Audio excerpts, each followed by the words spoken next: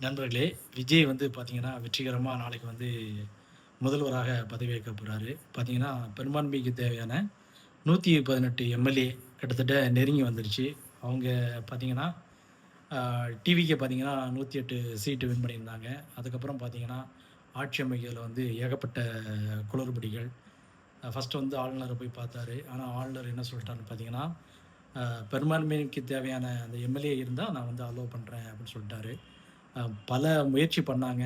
அது மட்டும் இல்லாம பார்த்தீங்கன்னா, ஏகப்பட்ட கட்சிகள்ல வந்து ஆதரவு கேட்டாங்க. ஆனா, எந்த கட்சியுமே வந்து பார்த்தீங்கன்னா, ஆதரவு குடுக்கல வந்து ரொம்பவே தயக்கம் காட்டுனாங்க. ஆனா, கடைசியா பார்த்தீங்கன்னா, உங்களுக்கு வந்து முதல் முயற்சியா காங்கிரஸ் வந்து ஒரு 5 எம்எல்ஏ சப்போர்ட் குடுத்தாங்க. ஏன்னா, அவங்க 5 சீட்டு வின் பண்ணியிருக்கிறாங்க. 5 எம்எல்ஏ சப்போர்ட் கிடைச்சது. அதுக்கப்புறம் பார்த்தீங்கன்னா, கூட்டணி கட்சிய தேடுறதுல வந்து ஏகப்பட்ட சிரமம். பார்த்தீங்கன்னா, ஒரு கம்யூனிஸ்ட்டா இருக்கட்டும், விடுதலை சிறுத்தைகளா இருக்கட்டும், அப்புறம் பார்த்தீங்கன்னா, உங்களுக்கு வந்து முஸ்லீம் லீக், அப்புறம் பார்த்தீங்கன்னா, பாட்டாளி மக்கள் கட்சி, இந்த மாரி தேமுதிக, இந்த மாரி ஏகப்பட்ட கட்சிகள் வந்து ஒரு குறிப்பிட்ட சீட் 2 சீட்டு, 3 சீட்டு, 5 சீட்டு இந்த மாரி வின் பண்ணியிருந்தாங்க. ஆனா பார்த்தீங்கன்னா, உங்களுக்கு வந்து கடைசியா வந்து பல கட்ட முயற்சிக்கு அப்புறம், இப்போ வந்து பார்த்தீங்கன்னா, உங்களுக்கு வந்து ம் அ காங்கிரஸ் ஆதரவு தெரிவிச்சதுக்கு அப்புறம், கம்யூனிஸ்ட் வந்து 2 கம்யூனிஸ்ட்டுமே ஆதரவு தெரிவிச்சிருக்காங்க. 4 சீட்டு. 2 பேருமே ஈச் 2 சீட்ஸு. அப்புறம் பார்த்தீங்கன்னா, உங்களுக்கு வந்து முஸ்லீம் லீக், விடுதலை சிறுத்தைகள் இவங்க 2 பேருமே 2, 2 சீட் வின் பண்ணியிருக்கிறாங்க. ஆனா வந்து பார்த்தீங்கன்னா, 2 பேரும் ஆதரவு கடிதம் இன்னும் வந்து குடுக்கல. அதாவது விடுதலை சிறுத்தைகளும், முஸ்லீம் லீக்கும் இன்னும் ஆதரவு கடிதம் குடுக்கல. ஆனா 2 கம்யூனிஸ்ட் கட்சியுமே வந்து ஆதரவு குடுத்துட்டாங்க.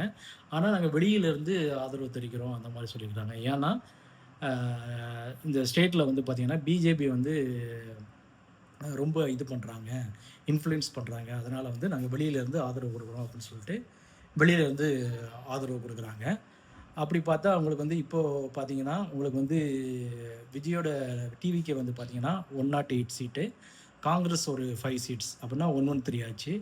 அப்புறம் பார்த்தீங்கன்னா 2 கம்யூனிஸ்ட் கம்யூனிஸ்ட் வந்து 4 சீட்ஸ் அப்படின்னா 117. இதில பார்த்தீங்கன்னா, விஜய் வந்து 2 தொகுதியில வந்து போட்டியிட்டு இருக்கிறாரு. ஒண்ணு வந்து திருச்சி, அப்புறம் வந்து சென்னையில வந்து அ போட்டியிட்டு இருக்கிறாரு. அதில வந்து கண்டிப்பா வந்து ஏதாவது ஒரு 2 தொகுதி இருக்கிறதுனால அவருக்கு 1ல தான் அவர் வந்து ஓட்டளிக்க முடியும். இன்னொரு வந்து சபாநாயகருக்கு வந்து ஒரு சீட்டு போயிடும். அப்படிங்கும்போது அவங்களுக்கு வந்து 106 சீட்ஸ் தான் இருக்குது. 106 பிளஸ் காங்கிரஸ் ஒரு 5, 2 கம்யூனிஸ்டும் ஒரு 4.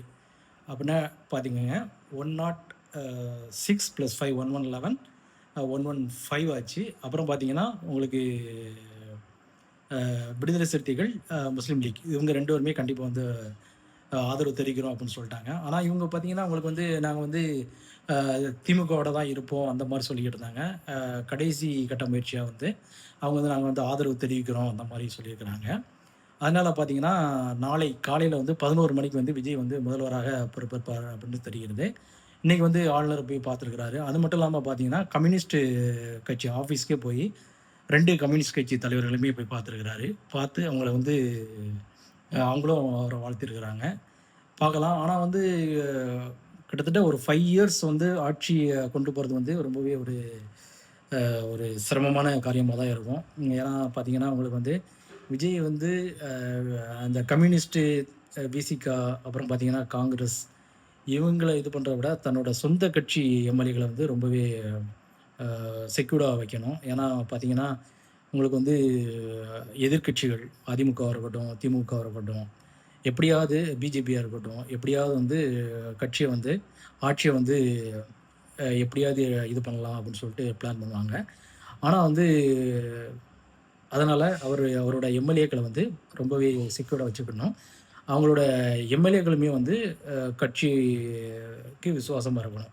அப்படி இருந்தாருன்னா, கண்டிப்பா வந்து 5 வருஷம் கண்டிப்பா தாராளமா ஆட்சி அமைக்க முடியும்.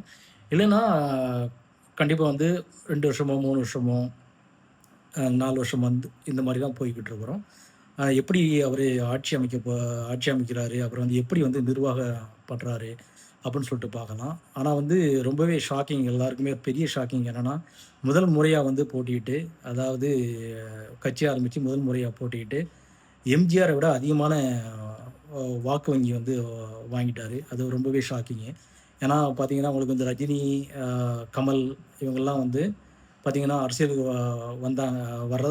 ரஜினி வந்து வர்றதா இருந்துச்சு. ஆனா வந்து கடைசி கட்டத்துல வந்து அவரால வர முடியாம போச்சு சம் சிச்சுவேஷன்னால. ஆனா வந்து கமல் வந்தாரு.